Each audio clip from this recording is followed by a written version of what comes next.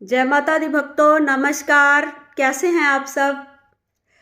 Mansi astrologer आज आपके लिए लेकर आई है एक बहुत ही दिलचस्प कहानी। फिर से एक नई कहानी जो भगवान विष्णु जी और लक्ष्मी जी की कहानी है। इस कहानी को सुनाने से तात्पर्य है कि हमारी कुंडली में जो दोष होते हैं, पितृ दोष होते हैं, ऋण दोष होता है, भी उनका हमें फल जो है, हमें उनका फल भुगतना ही पड़ता है। और आपको यह बात मैं बताना चाहती हूँ कि जैसे हम किसी इंसान की इच्छाएं हैं जो पूर्व जन्म में उसकी बहुत ही प्रबल इच्छाएं थी और उन इच्छाओं को पूर्ण नहीं कर सका वो इंसान, उसका प्रारब्ध इतना स्ट्रांग नहीं था कि वो उन इच्छाओं को पूर्ण करने में वो सक्षम नहीं हो पाया। तो जैसे ही इंसान की देह जो है प्राण छोड़ती है तो उस वक्त उसका जिस चीज़ों में ध्यान होता है, जिन इच्छाओं में उसका ध्यान रह जाता है, तो भक्तों उन इच्छाओं को फिर से दोबारा पूर्ण करने के लिए उसकी जो देह है फिर से शरीर धारण करती है। तो अब मैं पहले आपको ये कहानी सुना दूँ। एक बार क्या हुआ कि वैकुंठ में विष्णु भगवान अपनी छैया से उठकर आराम करने के बाद में उन्होंने सोचा कि मुझे आज पृथ्वी का भ्रमण करना चाहिए। तो इस बात का आभास लक्ष्मी माता को भी हो गया कि आज मेरे स्वामी कहीं घूमने के लिए जा रहे हैं। तो विष्णु भगवान को माता ने बोला कि आप पृथ्वी पर भ्रमण करने जा रहे हो तो स्वामी मुझे भी साथ ले चलिए। भगवान कहते मैं तुम्हें ले तो चलूँगा लेकिन तुम्हें मुझसे एक वादा करना होगा। तो लक्ष्मी माता ने बोला ठीक है, मैं आपको वचन देती हूँ, आप बताइए मुझे क्या करना होगा। तो भगवान ने बोला कि आपने दक्षिण दिशा की ओर मुंह नहीं करना है। जब हम पृथ्वी में चले जाएंगे तो आपने उस ओर नहीं देखना है। तो भक्तों जैसे ही विष्णु भगवान जी लक्ष्मी माता के साथ पृथ्वी पर पहुँचे तो वहाँ पे दक्षिण दिशा की साइड एक बहुत अच्छा गार्डन था। वहाँ पे फूलों की सुगंध थी, बहुत अच्छे अच्छे फ्लावर लगे हुए थे सुगंध वाले।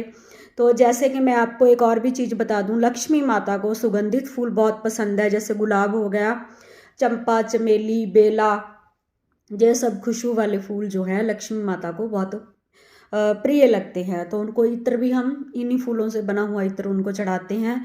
तो लक्ष्मी माता इन चीज़ों से बड़ी प्रसन्न होती हैं। तो भक्तों उस बाग बगीचे में जो इतने अच्छे खुशबूदार तेज सुगंधित फूल लगे हुए थे, लक्ष्मी माता जी ये भूल गई कि ये दक्षिण दिशा है। तो वो उस साइड को उन फूलों की तरफ आकर्षित होकर के उस बगीचे में चली गई। लेकिन जब वो वापस आई तो विष्णु भगवान ने कहा कि आपने मुझे जो वचन दिया था वो आपने तोड़ा है, इसलिए मैं आपको श्राप देता हूँ कि आप धरती पर ही रहेंगी एक माली के घर में। एक माली के घर में जब तक आप जुआ नहीं हो जाती तब तक आपको उस माली के घर में उनकी कन्या बनकर वहाँ पे जन्म लेना होगा और धरती पर ही आपको निवास करना होगा। तो उस माली के घर में माता लक्ष्मी का जन्म हुआ भक्तों। तो माली पहले बहुत गरीब था, लेकिन जैसे ही माता जी का जन्म होता है उस माली के घर में तो उसको बड़े बड़े व्यापार के ऑफर आते हैं।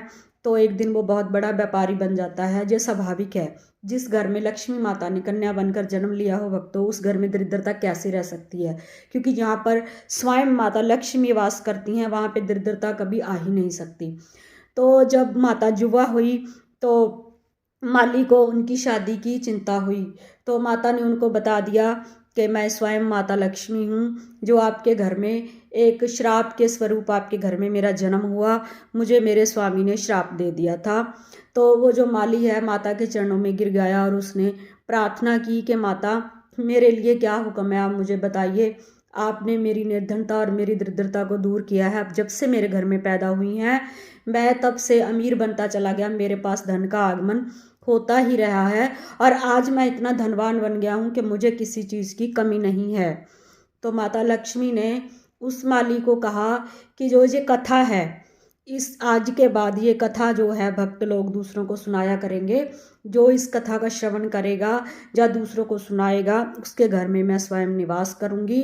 तो भक्तों माता लक्ष्मी को भी जो दोष लगा था, जो श्राप लगा था, वो अपने वचन से अनजाने में ही वो अपना वचन जो है उन्होंने तोड़ दिया।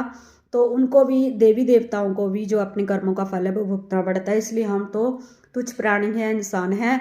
तो हमारी कुंडली में जो भी दोष होते हैं हमें उनको भुगतना ही पड़ता है। तो आज शुक्रवार है तो मैं आपको शुक्र से बताऊंगी। जो शुक्र ग्रह होता है हमारी कुंडली में वो हमें लग्जरियस लाइफ देता है अगर वो केंद्र त्रिकोण में कहीं विराजमान होते हैं। अगर वो केंद्राधिपति होता है तो ये आपके लिए सोने पे सुहागा हो जाता है। अब जो हमारे मेल जातक हैं तो मेल जातक की कुंडली में शुक्र से उनके विवाह का सुख देखा जाता है, स्त्री का सुख देखा जाता है। जिस जातक का शुक्र उच्च राशि में होता है, मीन राशि में होता है और उच्च डिग्री लेकर के बैठा होता है, उस जातक का जन्म पहले तो एक अच्छे परिवार में होता है, एक धनवान परिवार में होता है। लेकिन अगर ऐसे जातक का जन्म किसी दोष के वशीभूत हो करके किसी निर्धन परिवार में उसका जन्म हो जाता है तो वो अपने श्रम से, अपने पराक्रम से इतना धन कमाता है कि वो दिनों दिन अमीर बन जाता है। जो शुक्र ग्रह हैं वो हमें धन देते हैं, हमें लग्जरियस लाइफ देते हैं, गाड़ी बंगला ऐश्वर्या, उसका कारक हमारी कुंडली में शुक्र ग्रह होते हैं। तो भक्तों, आज आपको इतना बताते हुए आपसे विदा लेती हूँ। कल फिर आपके सम्मुख आऊंगी एक नए विषय के साथ। अब मुझे आज्ञा दीजिए।